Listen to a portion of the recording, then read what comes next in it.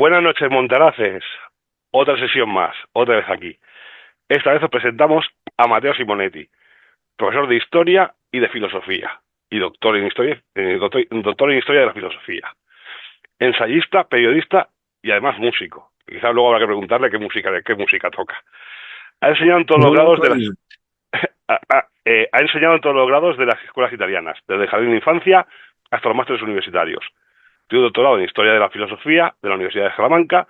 Es autor de publicaciones en revistas científicas internacionales, ha impartido conferencias sobre temas históricos-filosóficos, para importantes instituciones académicas, tanto italianas como extranjeras. Además de enseñar y reflexionar sobre ello, se dedica al estudio de la historia y el pensamiento entre las dos guerras mundiales y las conexiones que estos han tenido con la situación actual.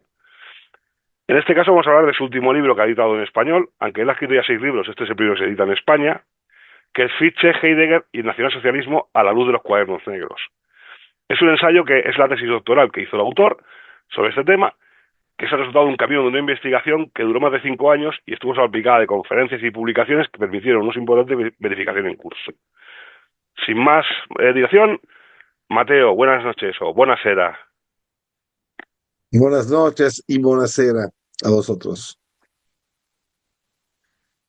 Entonces, puedo decir, por primero, disculpe por mi español, porque he tomado clases, pero no lo hablo hace un año, entonces puedo malentender a veces. Puedo decir que eso es un libro muy importante, muy nuevo. Se ha escrito mucho sobre la relación entre Martin Heidegger y el nacionalsocialismo, antes y después de la publicación de los Cuadernos Negros, que son los libros de me, que yo he estudiado. Sin embargo, sabemos que el mundo cultural, el mundo académico, no menos que el mundo mediático, ha abordado estas cuestiones sobre la base de muchísimos y enormes prejuicios y presiones políticas que aún hoy siguen siendo decisivas. Para darse cuenta de ello, basta con observar el uso absurdo que se hace hoy de los términos nacionalsocialismo y fascismo en todos los contextos políticos, un uso que pretende, como decir, enturbiar las aguas y perpetuar la remodelación atlantista de Europa, como decimos antes.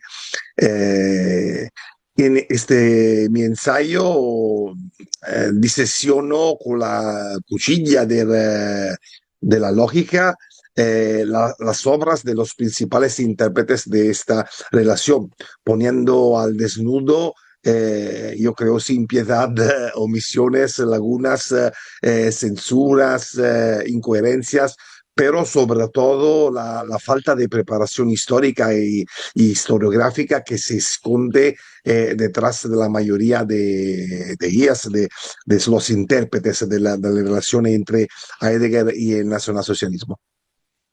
En efecto, si se quiere ahondar en el sentido de un informe, no se puede analizar a fondo un extremo, Heidegger, y basarse en prejuicios anticuados sobre el otro extremo, el nacionalsocialismo.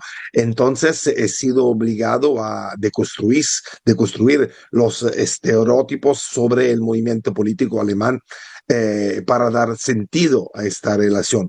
Y a continuación he comunicado mi clave historiográfica, mi interpretación, que es una interpretación inédita, que se basa en la relación entre el pensamiento de Fichte y el de los nacionalsocialistas, una relación sustanciada posteriormente en opciones políticas muy claras. Entonces, este ensayo que como dijiste antes, es mi tesis doctoral sobre este mismo tema, es el resultado de un camino de investigación muy largo y estuvo salpicado de conferencias y publicaciones que permitieron también una importante verificación en curso. Mediante el uso de un material inédito, documentos pocos conocidos y sobre todo a través del estudio integral de los cuadernos negros, los discursos y los escritos de Hitler y el pensamiento político alemán del siglo anterior a la toma del poder por parte de este último, despejado diversos psicologismos e interpretaciones reductivas y históricamente infundadas, produciendo, en mi opinión, una visión de conjunto única que permite comprender tanto el pensamiento heideggeriano respecto a la política y a la sociedad, como la verdadera naturaleza del nacionalsocialismo en su complejidad. Entonces, podemos decir algo sobre los cuadernos negros, que son el centro de mi investigación. Son 33 cuadernos que habla de el periodo desde el 31 hasta el 69. A mí me interesan lo que van hasta el 48. Son unas 2.700 páginas en la traducción italiana y hablan de todo, de todos los temas heideggerianos. Los temas fundamentales para una lectura política son el nacionalsocialismo y el judaísmo, dos temas muy importantes en los cuadernos negros. Más allá del pensamiento de Heidegger, este libro es un enfoque del periodo histórico en el que se sitúan y de los acontecimientos a lo que se refiere. Por ejemplo, he utilizado los cuadernos negros para poner a prueba la vulgata histórica que nos ha llegado del Tribunal de Nuremberg, de la propaganda de los vencedores angloamericanos, de los modelos y de los estereotipos culturales que estos promovieron en la Europa de la posguerra. Lo he hecho partiendo dal supuesto metodológico banal, però lamentabilmente l'ho praticato, de que Heidegger non era esquizofrénico. Eh, ¿Por qué se han publicado ahora los cuadernos negros? En mi opinión, porque la gente no estaba preparada antes. El problema es que tampoco lo está hoy. Hoy se considera ilegal reflexionar en busca de la verdad. Hoy los delitos de opinión limitan la difusión del pensamiento en Italia como en España y como en toda la Europa. Eh, es interesante decir que Heidegger dejó un escrito en el 37 en el que sugería un itinerario de lectura de su obra. Este escrito se llama Über der Bewahrung der Versuchten. Es un escrito que eh, pretende aplicar el criterio tradicional del corpus aristotelicum, es decir, una subdivisión de las obras de Heidegger en exotérica y esotérica. Es decir, la exotérica dirigida a un público, eh, eh, la esotérica dirigidas a aquellos que estaban preparados para comprender su contenido. Entonces, los Spartshefte, los cuadernos negros, son muy importantes porque Heidegger, el mismo Heidegger dice que se debería publicarlos muy tardes, después de su muerte, cuando la gente era parada para la comprensión de sus escritos. Para comprender si Heidegger se adhirió al nacionalsocialismo, en qué medida, con qué plazos y de qué manera, debemos preguntarnos si por casualidad el motivo de su adhesión no estuvo determinado por un enemigo común entre Heidegger y el nacionalsocialismo, que actuó como catalizador. La respuesta, en mi opinión, es afirmativa y este enemigo, como veremos, es la modernidad. Una modernidad entendida como la victoria del liberalismo burgués de matriz anglosajona, como el dominio de la cantidad sobre la calidad, del cálculo sobre el heroísmo, de la moral sobre la estética, del nihilismo sobre el encanto y la creación de valores y la poesía, del progresismo optimista contra la perennidad de la tradición, del cosmopolitismo sobre el campo y la pequeña ciudad, del bolchevismo masificador. Podríamos seguir mucho más, pero ya se ha entendido que se trata de un recorrido político filosófico que une todo el pensamiento alemán desde Fichte, podemos decir desde Lutero, pero en el siglo pasado, desde Fichte en adelante, pasando por Marx, Nietzsche, Sombart, Nietzsche, Müller van der Broek, Spengler y muchos otros. Entonces,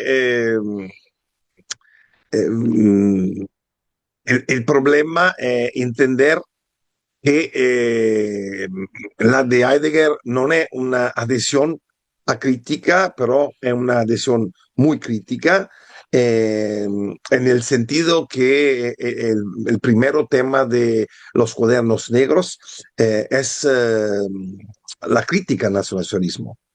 Lo que Heidegger critica del nacionalsocialismo es el colosalismo, el racismo biológico, porque en su opinión el racismo biológico de condición se convierte en objetivo, la falta de reflexión, la oposición al bolchevismo a través del cristianismo y la falta de distanciamiento del cristianismo, la burguesización y sobre todo el abrazo a la técnica mediante la masificación. Y después hay el tema muy importante del antisemitismo de Heidegger. La, la más importante estudiosa italiana que se llama Donatella Di Cesare, abraza una solución increíble porque dice que piensa que la única forma de mantener a Heidegger dentro sin arrojarlo por el principio y sin negar sus palabras es demostrar que todos los filósofos alemanes han hecho lo mismo que él.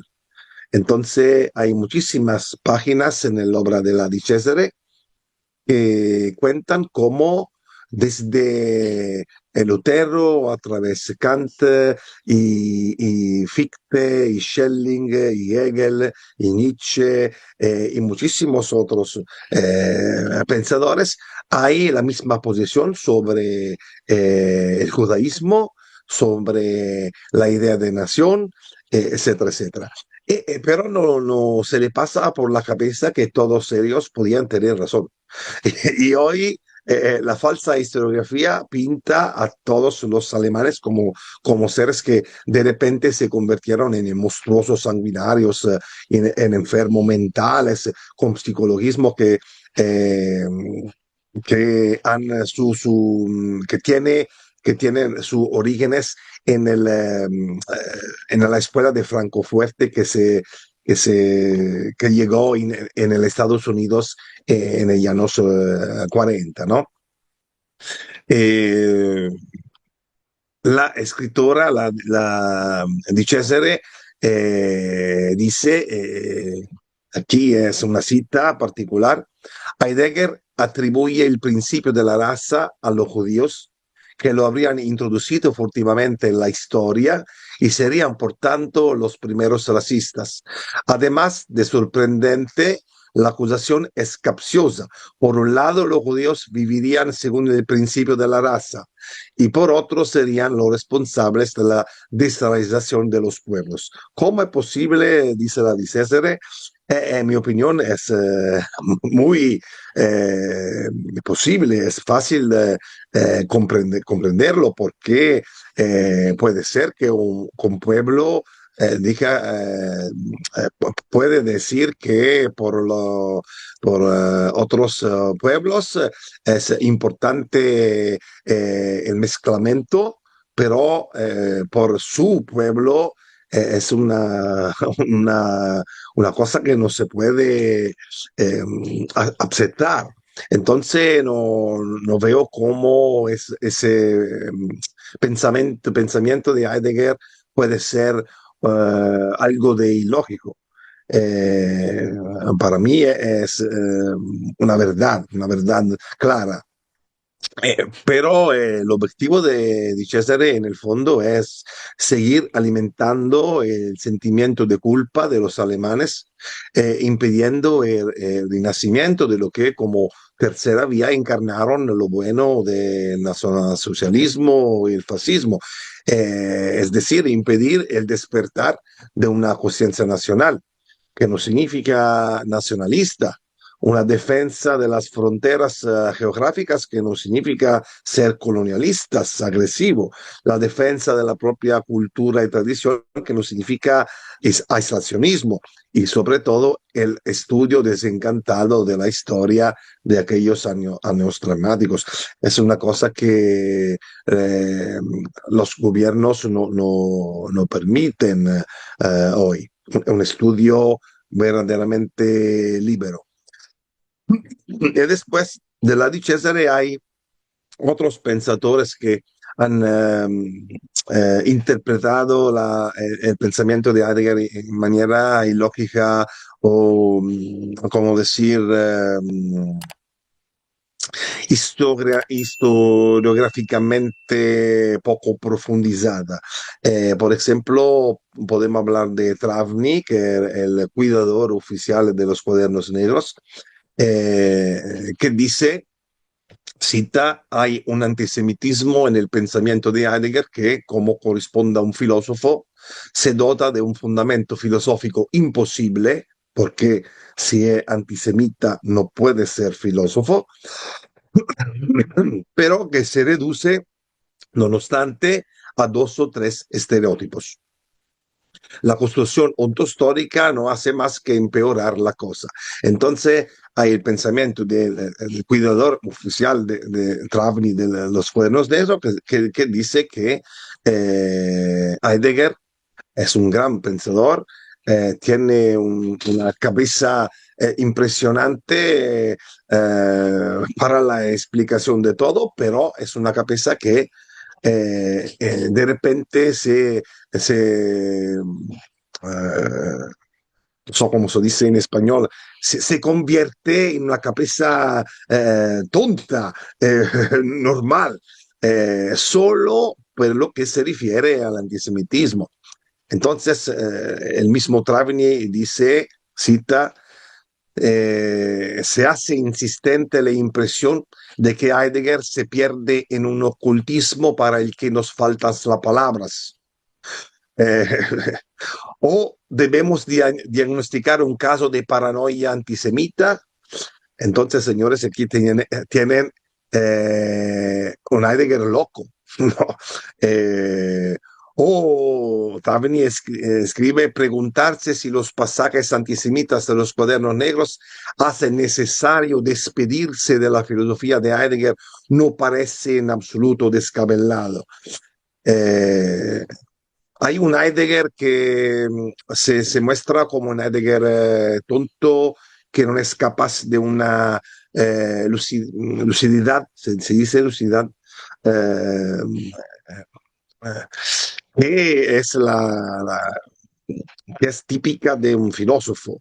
Entonces, por ejemplo, Travni dice, el hecho de haber mantenido en secreto los cuadernos negros, disponiendo que se publicaran en último lugar, está relacionado quizá con la intención de mostrarnos con especial eficacia hasta qué punto su pensamiento era también producto de la confusión. Entonces, ¿cómo no? Se imaginan a Heidegger pensando y diciéndonos, les muestro lo tonto que era, no hagan como yo, por el amor de Dios. Hay muchísimos pasajes de esta tipología. Por otro lado, tenemos dos pensadores. Uno es Alfieri, el otro es von Hermann, que dicen que todo el antisemitismo de Heidegger no se puede considerar una parte importante de su filosofía. Dicen que la crítica a los judíos sigue los pasos de la que Heidegger hace a la modernidad, aunque esta última incluye a los judíos como pueblo protagonista, no puede definirse antisemita porque es demasiado general. Von Hermann escribe que no puede haber antisemitismo alguno porque es un filósofo. Entonces, hay posiciones muy superficiales.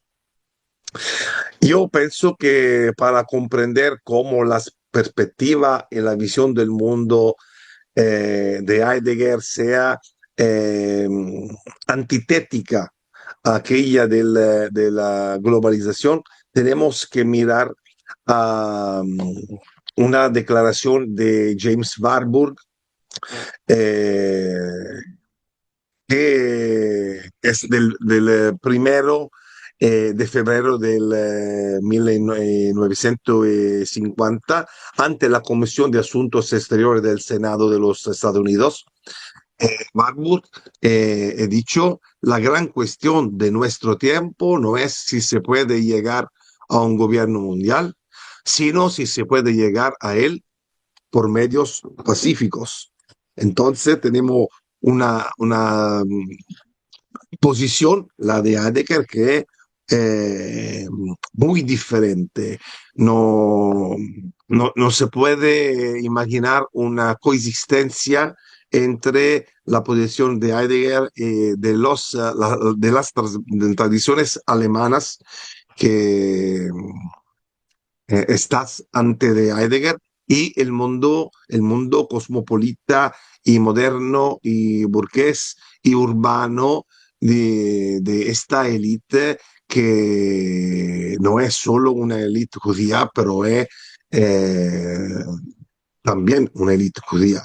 Entonces Heidegger sabía esta situación y escribió en los cuadernos negros, pero no solo, eh,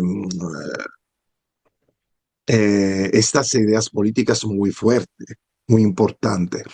En mi ensayo hablo también de cómo las posiciones políticas de Heidegger se encuentran no solo en los cuadernos negros, pero también en Ser y Tiempo, que es la obra principal de Heidegger, del 1927, eh, eh, y también en los discursos políticos de los años 30, que son muy importantes.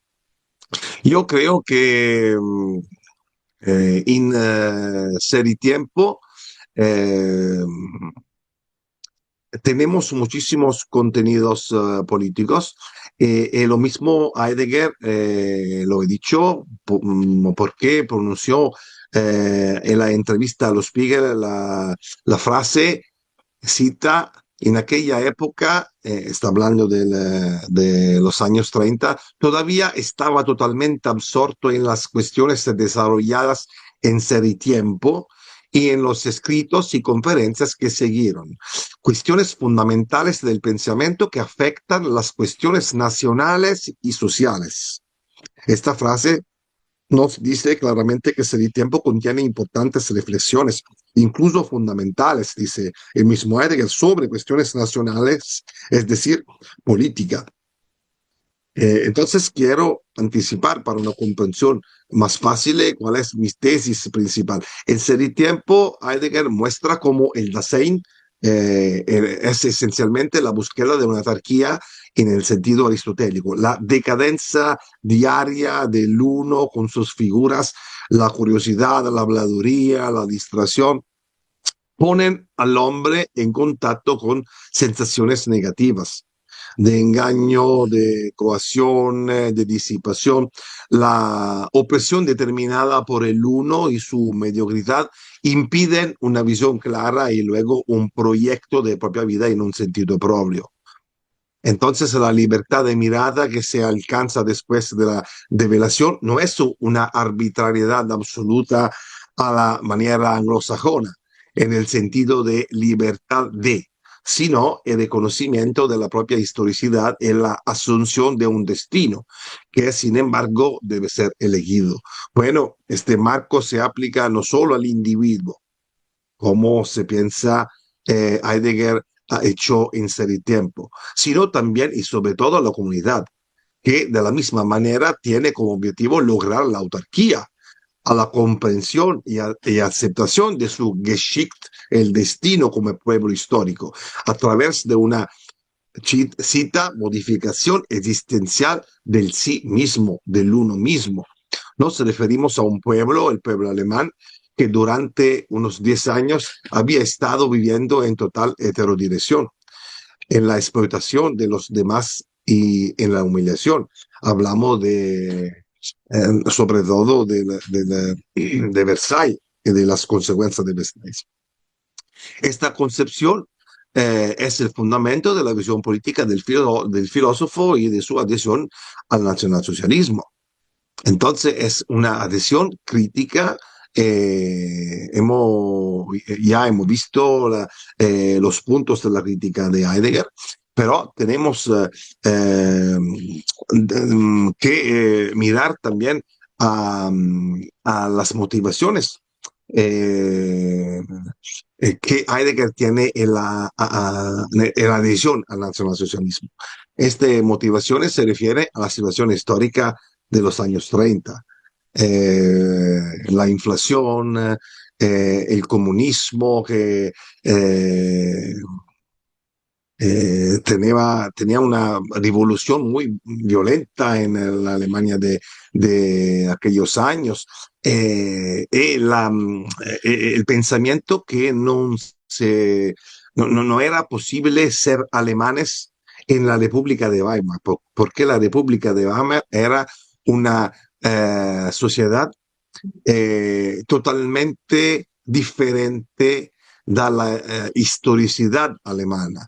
Incluso Thomas Mann, entre muchos, solo muy poco tiempo antes, se señaló esta imposibilidad de ser culturalmente y políticamente alemanes en la Alemania de Weimar. Y también Heidegger pensaba así. Debemos interrogarnos sobre el sentido filosófico de la decisión de la afiliación y de la asunción del cargo como rector de Heidegger. Es una situación de crisis política en Alemania, cultural y económica total, que Heidegger el 3 de mayo del 33 decidió unirse al Partido Nacional Socialista y afiliarse. Al día siguiente envió una carta a su hermano Fritz explicando que tal adhesión era tomada en la convicción, cita, en la convicción de que es un paso necesario para llevar al movimiento saneamiento y clarificación. Son dos palabras muy importantes. En alemán los términos son Läuterung y Klärung. Son términos que expresan una adhesión no exenta de disidencia y de crítica, porque Läuterung y Klärung se refiere a un proceso de purificación de los metales. Entonces se necesita una purificación. Eh, hay algo de no puro, algo de impuro. Entonces, ¿cuál es la impuridad que Heidegger ve en el nacionalsocialismo? Como decíamos antes, el perículo de la técnica, de la ciencia, que también hoy podemos ver como muy importante la cuestión del COVID XIX, la cuestión de la Agenda 2030, son temas muy importantes hoy que dicen cómo si la ciencia y la técnica no tienen un fundamento, una raíz filosófica importante, toman todo el poder y toda la centralidad de la política contemporánea. Entonces, esos términos, Leuterung y Klärung, expresan una adhesión crítica. Y hay también la, la idea en Heidegger que Heidegger mismo eh, quería ser la guía intelectual del nacionalismo. Quería ser Hitler mismo. Entonces, pensaba que su adhesión era una cosa que era obligada, era muy importante en aquel momento. Pero impuras, el nacionalismo era impuro con respecto a qué? Respecto a un pensamiento alemán anterior, que en la mente de Heidegger, en cambio, era evidentemente puro o más puro y que debía preservarse de esta modernización. Tal pensamiento es el que va desde Fichte, Nietzsche, atravesando todo el romanticismo alemán, del que el nacionalsocialismo es filiación directa, como lo demuestra también el mismo Georg Mosse. La última cosa que quiero decir en esa presentación de mi ensayo es la centralidad de la cara de Fichte. Fichte es un filósofo alemán que en el año 1800 publicó un ensayo que se llama El Estado Comercial Cerrado. Yo he analizado en profundidad este ensayo.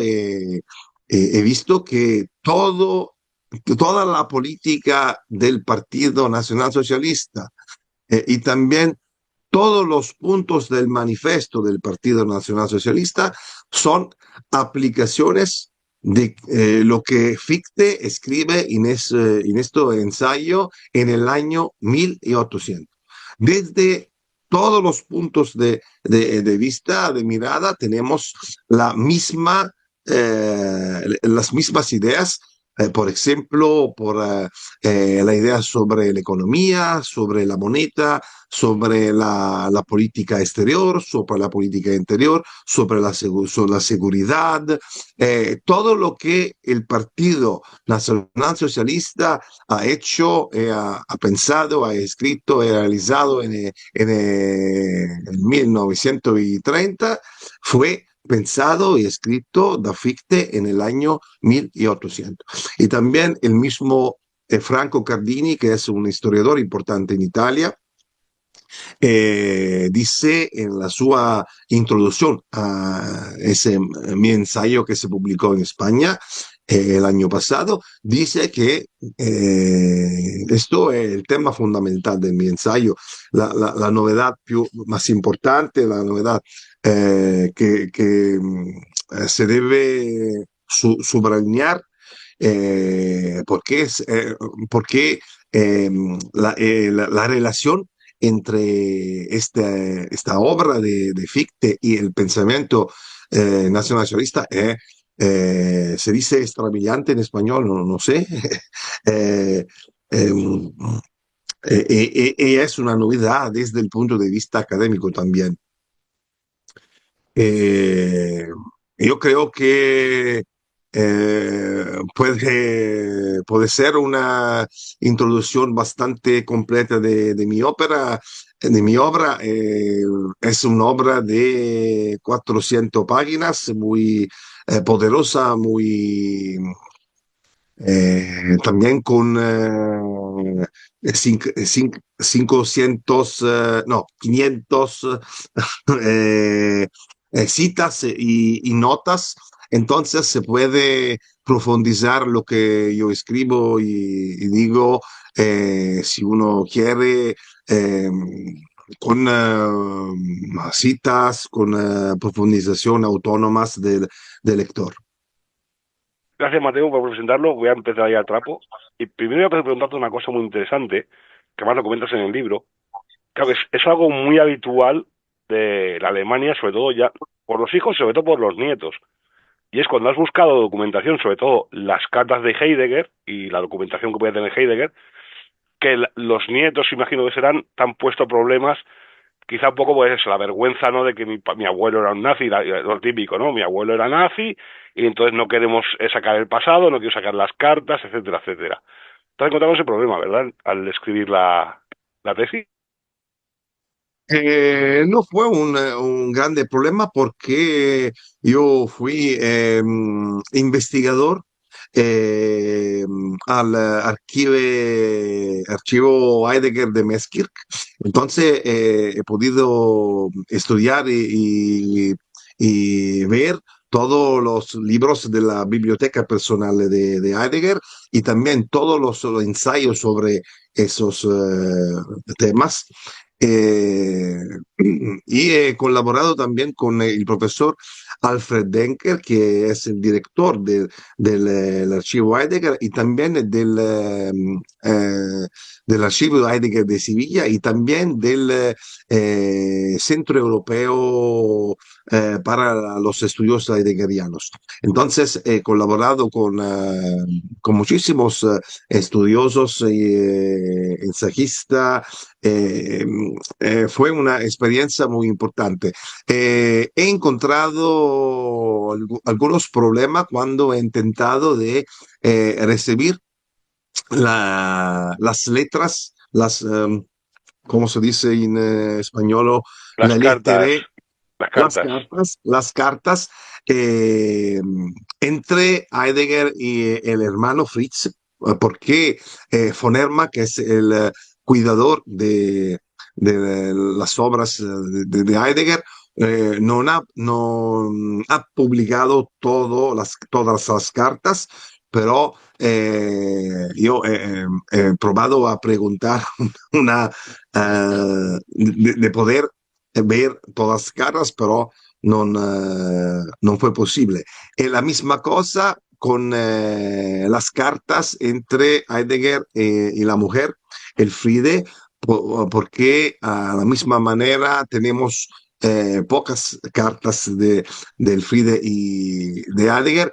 Y he escrito a Gertrude, que tiene la mayoría de las cartas que no se ha publicado hoy, pero a la misma manera no he podido verle.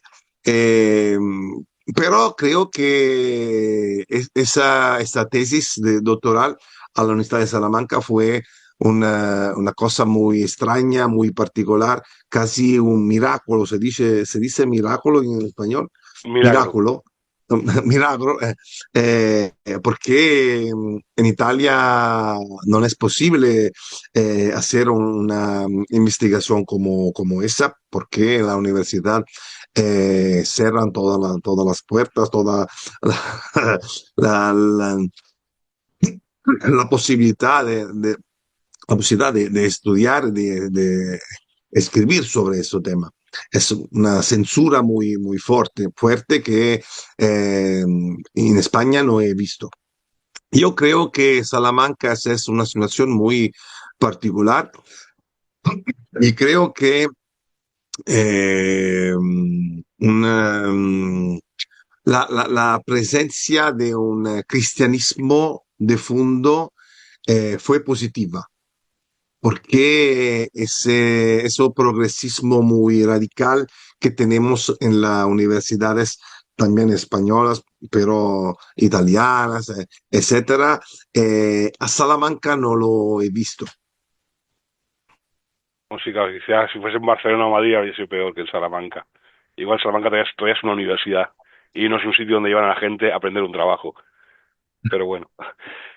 También es muy interesante lo que has comentado, que también cuentas en el libro, y que es muy interesante también, y es que para poder entender no solo Versalles, sino Segunda Guerra Mundial y la Primera, hay que entender todo el movimiento romántico alemán del siglo XIX, el Sturm und Drang.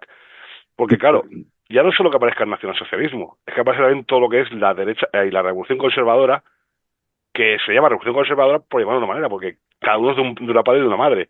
O sea, todo el mundo tiene puntos en común, pero difiere en otros puntos.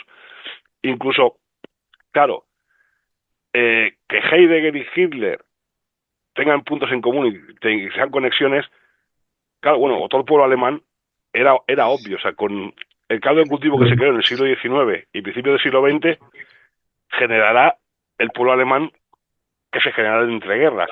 Si a eso le sumas la humillación de Versalles, ¿qué haces? Que un pueblo orgulloso se sienta humillado y además se ve atacado, pues es normal que al final explote.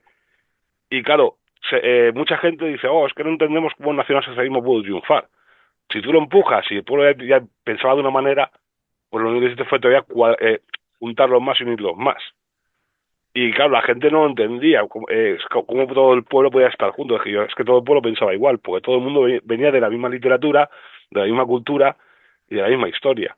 Entonces, de la misma manera que ahora degeneramos con el progresismo y cada vez damos más asco a nivel general en todos los países de Europa Occidental, en aquel momento fue al contrario. Todo el pueblo, generación a generación, se fue formando y se fue forjando. Sí, sí, estoy de acuerdo. Eh, entonces hay dos puntos en común entre Heidegger e Hitler. El primero es la ideología folkish, porque los dos pensaban en la manera folkish. Y también la mujer de Heidegger eh, estaba coinvolta, como se dice, dentro del movimiento folkish. Eh, y lo que tú dices sobre Versailles es muy verdadero y importante porque el pueblo alemán eh, sabía que eh, en aquel momento tenía que tomar una decisión porque la situación era dramática desde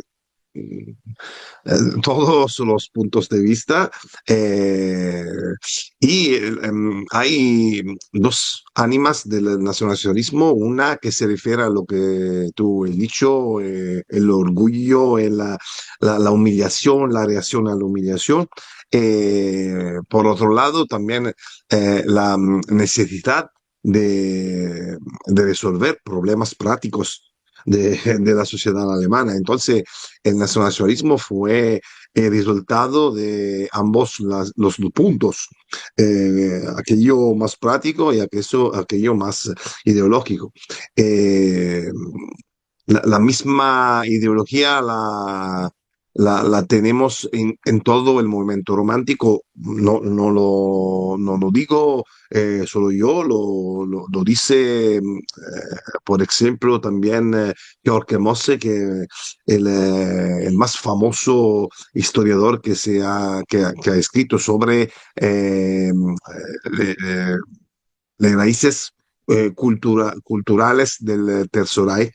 Es un escritor de izquierda, que es judío y que es homosexual. Entonces no se puede decir que tiene una mirada prejudicial. Eh, Dice que es la verdad que todo el mundo romántico alemán tiene la misma, más o menos, la misma ideología que el nacionalsocialismo después ha hecho concreta, ha realizado.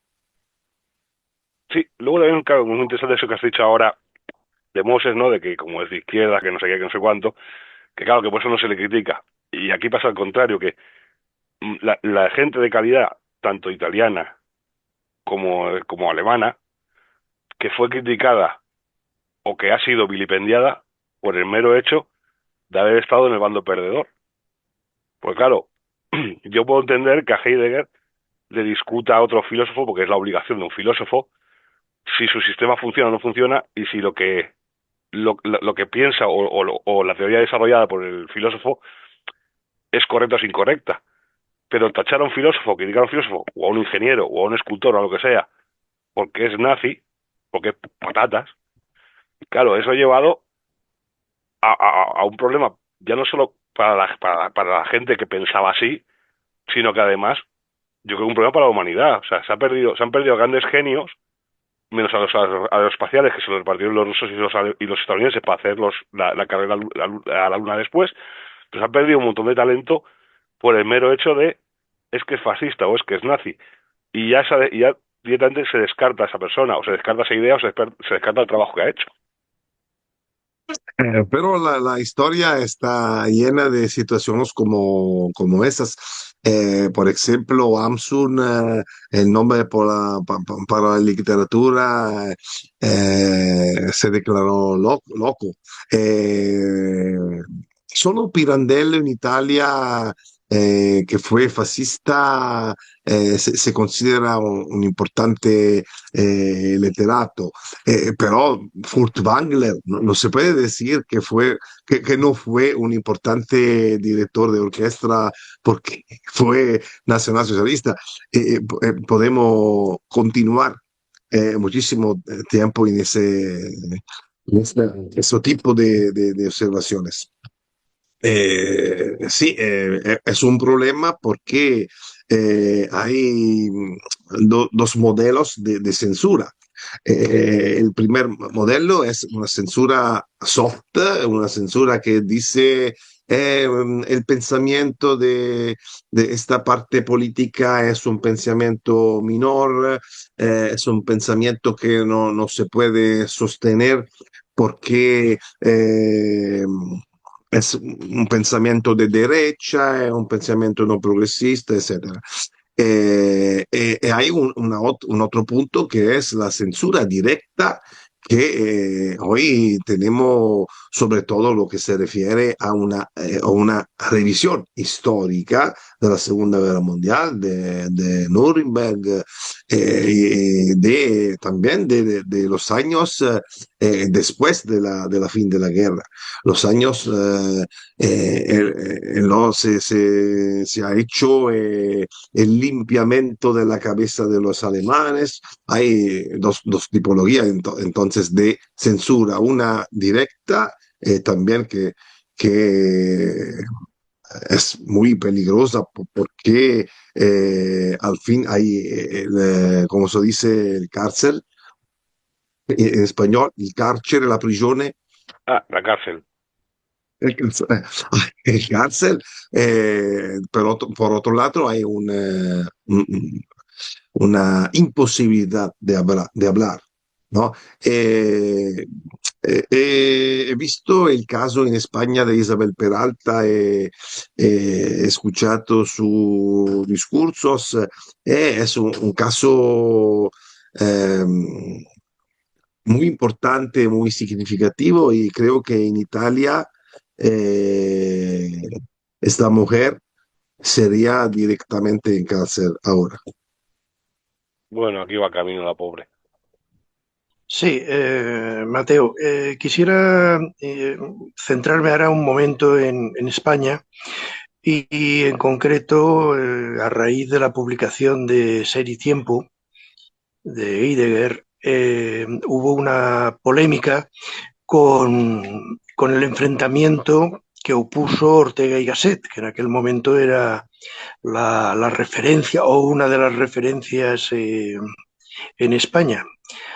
Luego, claro, con el paso después de la guerra en España y ya con el nacionalcatolicismo, pues Heidegger ya quedó un poco apartado oficialmente. Pero quisiera comentarte un poco si tú puedes conocer este enfrentamiento ideológico, quiero decir, intelectual que hubo en aquel momento. Y luego me permito el hacer un comentario de otros filósofos, como por ejemplo en lo que hemos estado hablando de los años 30, como puede ser Sorel, que pasó de defender un marxismo a ir evolucionando, y esta siguiente etapa del marxismo ya tenía que entrar dentro de, pues, del fascismo italiano o del alemán. Es un tema interesante. Hay muchas diferencias entre Heidegger y Ortega, debido, en mi opinión, sobre todo al cristianismo, porque Heidegger tenía una mirada crítica sobre el cristianismo. Y también creo que también desde el punto de vista político, Ortega era muy cercano al movimiento Pan-Europa de Kalergi, tenía la afiliación al movimiento Pan-Europa de Kalergi, entonces es una cosa muy diferente de la ideología política de Heidegger. Yo creo que la situación de Heidegger se puede interpretar a la misma manera que interpretamos la situación de Miguel de Unamuno eh, frente a, a Franco, porque la crítica que ha hecho Unamuno es la misma que ha hecho eh, Heidegger, es decir, la necesidad de una autonomía de la universidad alemana frente a la fuerza política del nacionalsocialismo. Entonces, se puede pensar que hay una afinidad, una cercanía entre el pensamiento de Heidegger en el socialismo o de Unamuno y del franquismo, pero hay la necesidad de decir que la filosofía y la cultura tienen un papel más importante eh, que aquello de la política. Por lo que se refiere a Sorel, es importante decir que fue muy importante por lo que se refiere al pensamiento de Mussolini, y no así importante por el pensamiento nacionalsocialista, como decía antes Raúl. la, eh, Hay un pasado muy importante y muy denso, se dice en italiano, no sé cómo se dice en español.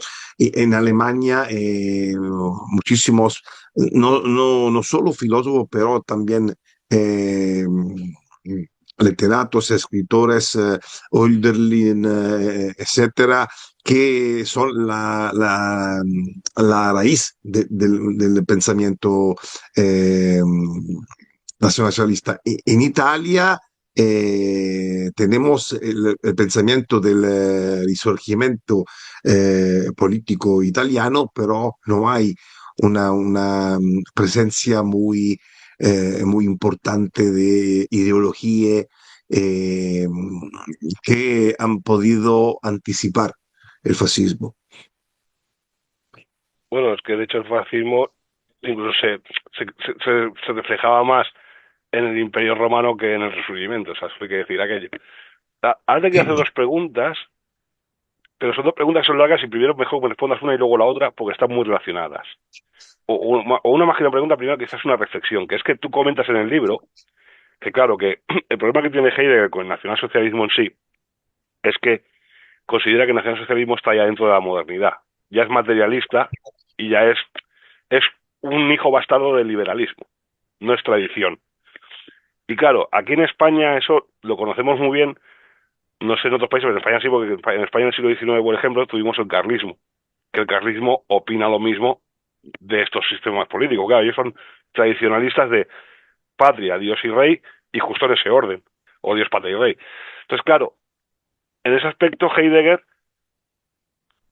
claro, es el más espiritual y dice, claro, somos materialistas y no es un movimiento espiritualista. Claro, dice, la burguesía o el capitalismo, eso es el libre mercado, es el cálculo, es la explotación del trabajador. Pero es que el paraíso comunista no es más que otra planificación y otra explotación del trabajador bajo otras premisas. Entonces, quizás esa es la primera reflexión y luego ya entraría la otra. Sí, entonces se puede decir que Heidegger quería un nacionalsocialismo más radical. Es extraño decir así, porque es un radicalismo que eso no se refiere evidentemente a las cuestiones de la guerra, de la seguridad nacional, pero es un radicalismo filosófico, porque ah, ha entendido eh, el peligro de la técnica y de la mundialización. Hay pasajes en los de Fichte que se refiere precisamente a la mundialización. En el año 1800, Fichte habla de mundialización. Es extraño, es particular, pero es así. Entonces, el mismo Heidegger tenía muy claramente la visión de una mundialización. Había entendido que quizás el nacionalsocialismo no tenía el tiempo, no tenía la capacidad de reflexión. ¿Por qué no tenía el tiempo de elaborar, se dice, elaborar una, una, una solución? En ese sentido, yo me he preguntado si frente a la guerra tenía razón Hitler parando los tanques o Heidegger pensando a una filosofía más profundizada. Es una pregunta que no tiene una respuesta pues, debido a la guerra. Entonces, tenemos que preguntarnos si la guerra fue una guerra que el nacionalsocialismo quería o no. Esa es la pregunta más importante en el sentido historiográfico. En mi ensayo yo escribo, yo em, he escrito muchísimas páginas de carácter histórico para explicar eh, también la causa de la Segunda Guerra Mundial. Y no solo para la cuestión de la Polonia, también muchísimas declaraciones de pensadores judíos, escritores, también en el años 31, 32, muchísimos antes de inicio de la guerra. En esas declaraciones tenemos la voluntad de destruir la, la Alemania nacionalsocialista por su carácter, sobre todo económico. Se refiere a la moneda, a los bancos. Eh, por ejemplo, fue muy importante la decisión de utilizar los efectos MEFO, de utilizar el barato internacional, de nombrar dirigentes del partido a la cabeza los bancos y muchísimas otras decisiones político-económicas de Hitler que había tomado del pensamiento de Feder, sobre todo. Entonces, tenemos declaraciones eh, que pueden anticipar cómo la voluntad de guerra sea una voluntad contra la Alemania. Digo que todo el mundo recordamos aquella portada del periódico de Judea le declara la guerra a Alemania. Pero bueno. Y ahora llega la otra reflexión o pregunta también, que claro, que viene enlazada con la anterior y con esta que ha respondido, que claro, que es que no tenemos que olvidar que Heidegger es un pensador, es un filósofo. Y claro, en el campo de las ideas, tú puedes desarrollar más las ideas, pero luego hay que aplicarlas en la práctica. Entonces, yo creo que el nacionalsocialismo que hizo Hitler, con todos sus méritos y defectos, no es más que una aplicación práctica y pragmática a la política de esa ideología. Entonces, claro, hay que entender que una cosa es el campo de las ideas, de qué es lo que más te gustaría, y otra cosa es lo que luego realmente, con los medios físicos limitados que tiene la realidad, puedes aplicar. Y es lo que aplicó Hitler. Entonces, claro, a Heidegger le parecía poco y era más radical. Pero es que igual, o el mundo no está preparado, o Hitler no tiene las herramientas para poder llevar a cabo la idea original o pura. Eso pasa en el comunismo, pasa en el liberalismo, pasa en todos lados. La diferencia es una, es que en el comunismo, cuando alguien se dice, oye, mira que habéis liado aquí, dicen, no, no, es que el comunismo se ha aplicado mal. Cuando yo lo aplique, se aplicará bien. Sí, Los liberales dicen, no, no, que esto no es liberalismo, esto es capitalismo de amiguetes. Al sí, sí. menos hay algunos que pensamos que lo que se hizo del 31 al 39 se hizo bien. Y nosotros no nos arrepentimos ni nos avergonzamos de lo que se hizo. Sí, sí, hay un historiador en Italia muy famoso que se llama Alessandro Barbero, es un divulgador muy importante que dice así, la diferencia entre el comunismo y el fascismo y el nacionalismo es aquella que tú deciste antes, es una mala aplicación del pensamiento marxista. eh, y por otro lado, el nacionalsocialismo y el fascismo fueron aplicación justas de ideas que eran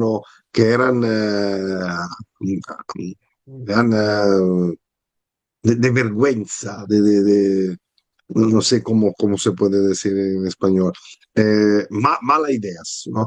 Eh, sí, la situación eh, que tú deciste antes de la posibilidad de hacer algo en la práctica y no solo en la filosofía, se ve claramente en la relación entre el nacionalsocialismo y la Unión Soviética, porque, por ejemplo, Heidegger dice que el pacto Molotov-Ribbentrop es un pasaje de los Cuadernos Negros.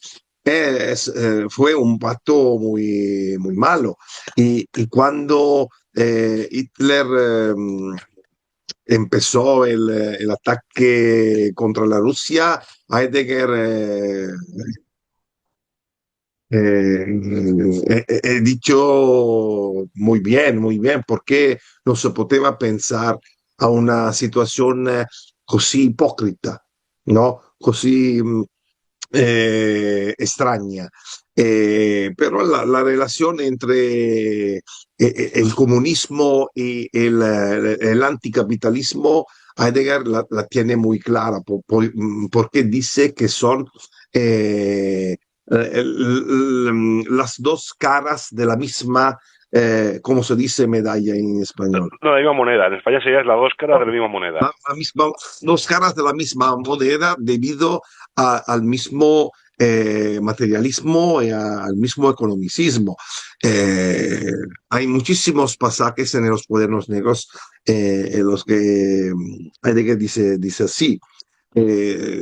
Pero una cosa que no se dice mucho, que es muy importante, es que el ejército, ¿se dice ejército?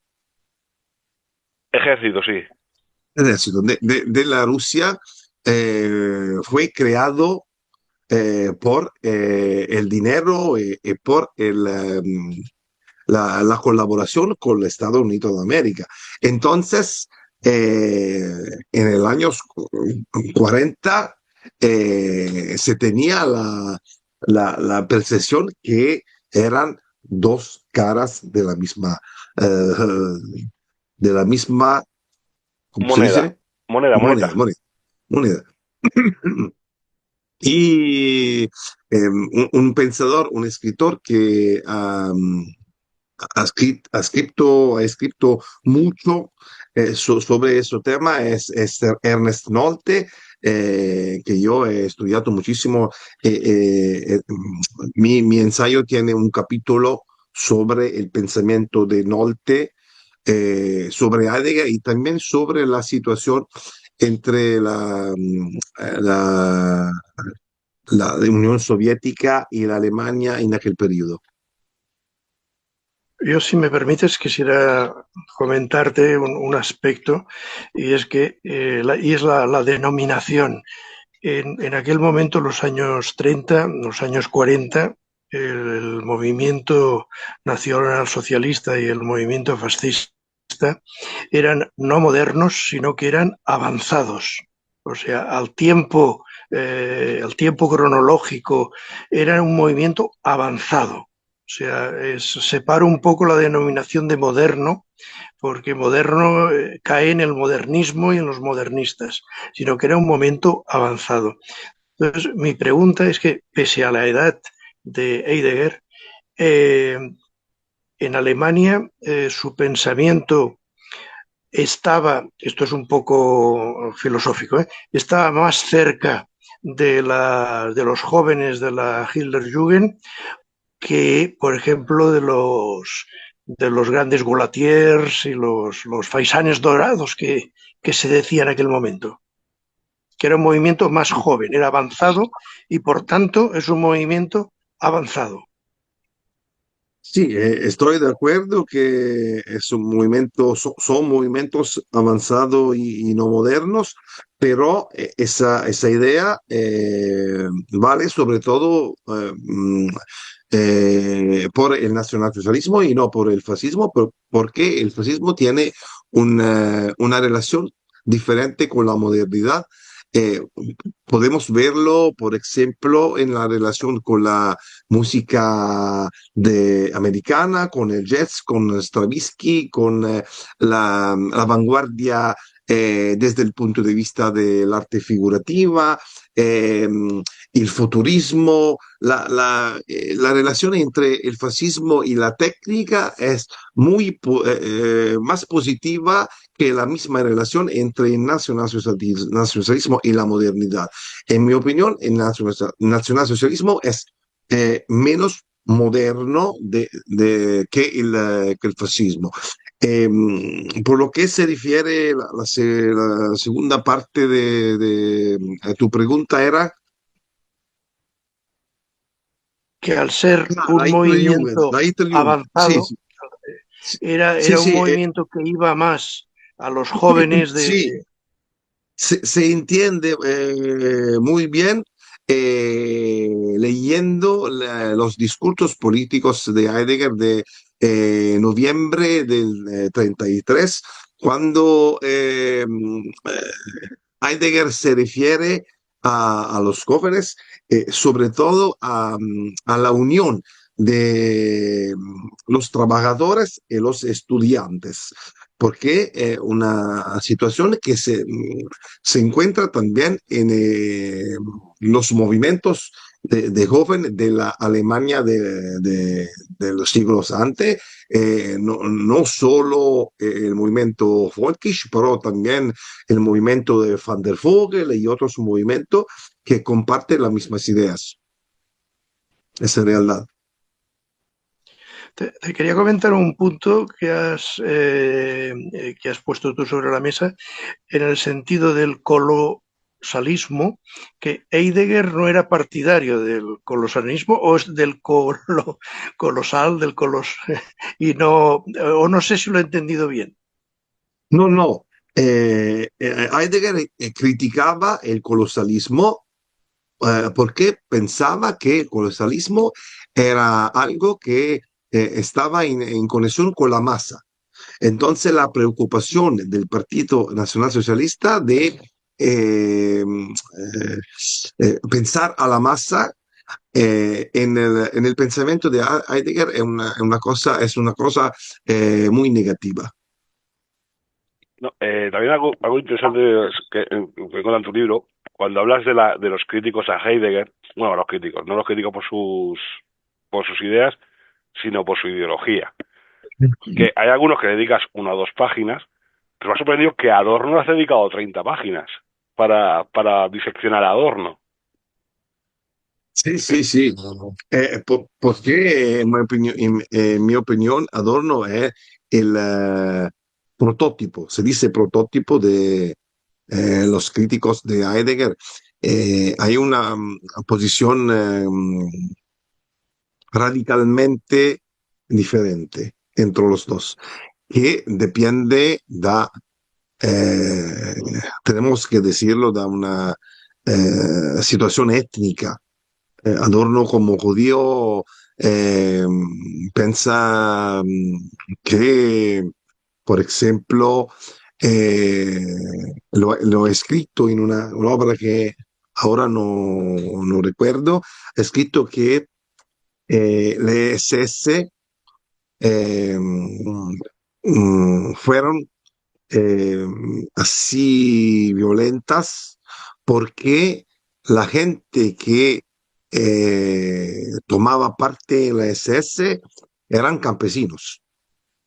Entonces hay un odio, un odio casi irracional en Adorno que se refiere a todo lo que Heidegger considera tradicional. Y hay la misma crítica en algunos pasajes del Mein Kampf, eh, en lo que Hitler habla de los turistas judíos en los hoteles de Alemania después la crisis del 29, ¿no? De la crisis del 22. Eh, entonces, si tú lees... si tú lees con atención el pensamiento de Adorno, eh, te das cuenta que son dos mundos, eh, se dice inconciliables, Sí, bueno, mundos irreconciliables o mundos diferentes. muy diferentes, muy diferentes. Y el obra de Adorno es el modelo de las críticas de todos los pensadores después. Si tú miras el Adorno, la crítica de Lukács. Si tú miras a la crítica que han hecho después Fayet o Farías o Fuchs o la misma Di Cesare, son los mismos temas de Adorno. Sí, pero eso me sorprendió porque, claro, a todos le dedicas 1 o 2 páginas para hablar de ello. Cuando llegas a Adorno, dices, no, espérate, que aquí me voy a quedar 30, de las 60 a la 90, para él. Se la dedico entera. No, pero también es muy curioso lo que has dicho tú ahora, que claro que es quizá un cambio, una diferencia del nacionalsocialismo respecto al comunismo, que es que como es un movimiento volquis, como bien hemos dicho, además no se centra tanto, o no se centra solo en el obrero trabajador, sino que se centra en el pueblo y sobre todo habla mucho de las raíces de volver al campesinado y le dará mucha importancia al nacionalsocialismo al campesinado y al resurgir de los pueblos y al aumento de los pueblos y las aldeas. No es tanto un movimiento proletario de fábrica como puede Sí, ser la idea sí. de la retina. Hay un pasaje en el manifiesto del Partido Comunista en 1848 en el que Marx dice que la burguesía ha tenido un papel positivo porque ha destruido el idiotismo rural. Entonces hay una diferencia muy clara con el socialismo que entendía hacer de los campesinos la vanguardia también militar de la expansión alemana a este. Se puede leer eso en manera muy clara en la obra de Darré, Walter Darré. Sangre y suelo, sangre y tierra, según la Suelo, traducción. En sangre y este suelo. tema de la traducción quisiera saber tu opinión porque hay una frase que siempre recuerdo de Julián Marías, que él primero recuerda que en el año 27-28, cuando leyó Ser y Tiempo, se preguntaba cuántas personas en España habían leído Ser y Tiempo, pero él en los años 50 comentaba una frase que me llamó siempre la atención, y él decía que a Heidegger en alemán lo entendía perfectamente, pero las traducciones de Heidegger al español no entendía nada. Y siempre me llamó la atención porque, claro, yo lo he tenido que leer en español y a veces he tenido que darle la razón porque en según qué conceptos te explota un poco el cerebro en la traducción. Sí, sí, yo también no entiendo muy bien el alemán, entonces leo la traducción. Pero eh, es la verdad que eh, tenemos que leer más posible en el idioma original de la obra de Heidegger, porque el idioma alemán es un idioma particular, eh, muy similar al latino, que permite la unión de palabras, de la creación de palabras nuevas, que es una cosa que Heidegger decía muy importante, sobre todo en la segunda parte de su vida filosófica. Pero tengo 50 años, no puedo empezar ahora eh, un nuevo idioma. He hecho bastante con el español, que he empezado 4 años atrás, desde cero. Entonces es difícil estudiar muy profundizadamente el alemán ahora. Conozco palabras, puedo leerlo, pero no puedo comprender Heidegger en alemán.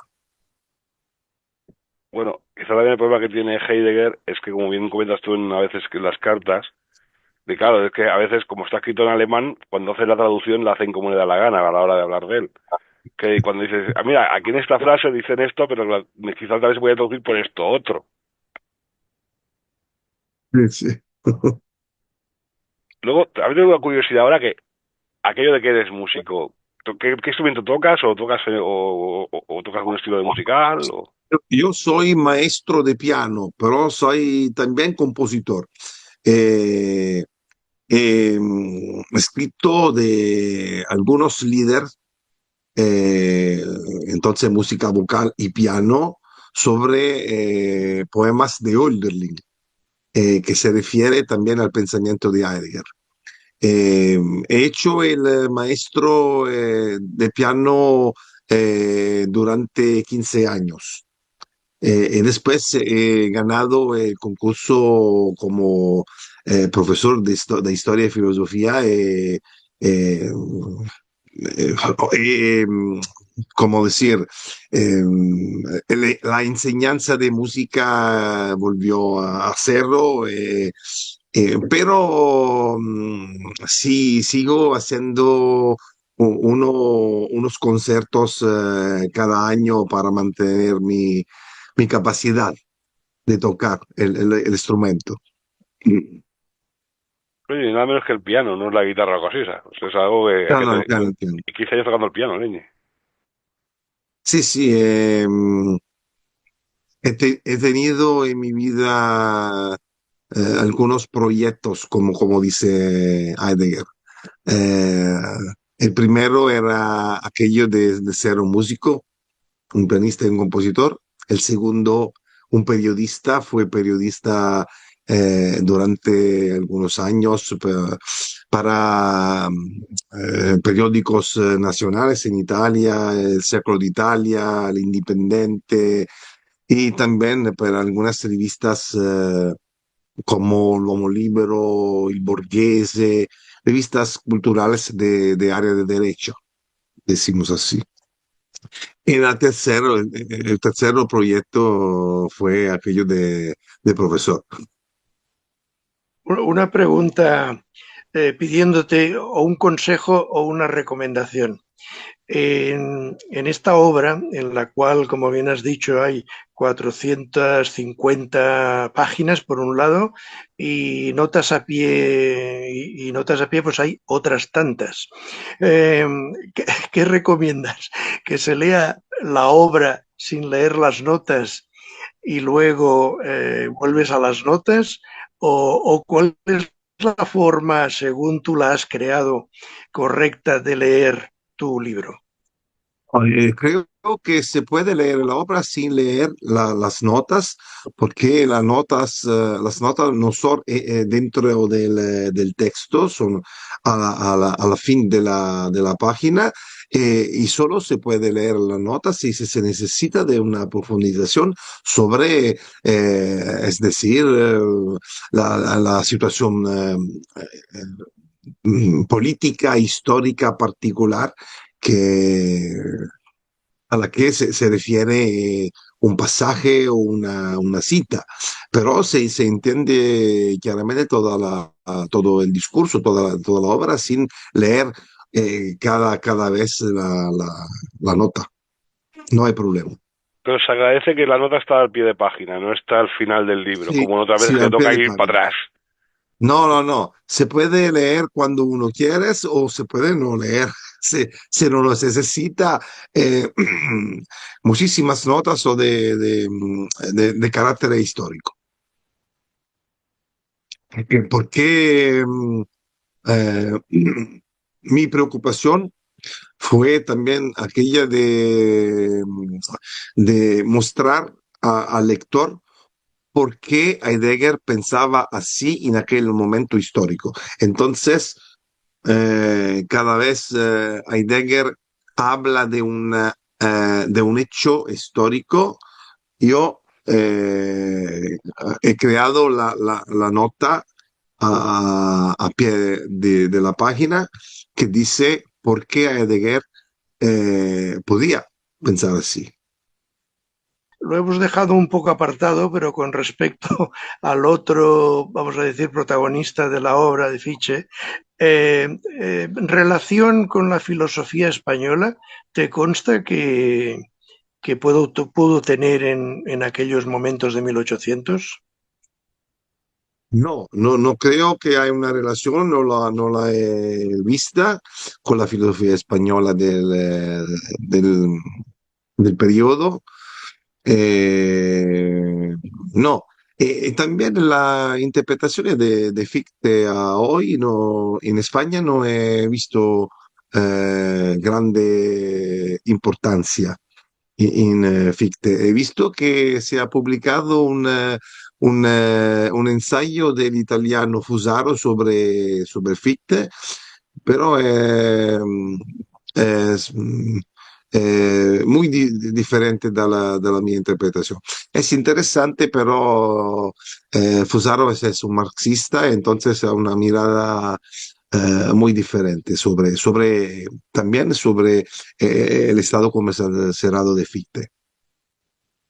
Bueno, Montaraces, pues hoy hemos disfrutado de una gran velada aquí con Mateo Simonetti para presentar su libro que ha publicado con EAS, el último libro, aunque ha escrito varios. A ver si ahora Manuel Campos los edita, al menos, por ejemplo, el que ha escrito sobre, creo que fue el segundo libro, que es el de Kalergi, por ejemplo, pues Sí, en realidad, el libro sobre Kalergi es un libro que se publicó la primera vez en el 2015 y después la segunda edición en el 2017 y en junio se publicará la tercera edición ampliada con muchísimas páginas nuevas. Y creo que después del verano se publicará también en España. pues entonces ya es razón mía, le hemos dado trabajo a Manuel, pero ya Manuel ya lo coge él solo el trabajo.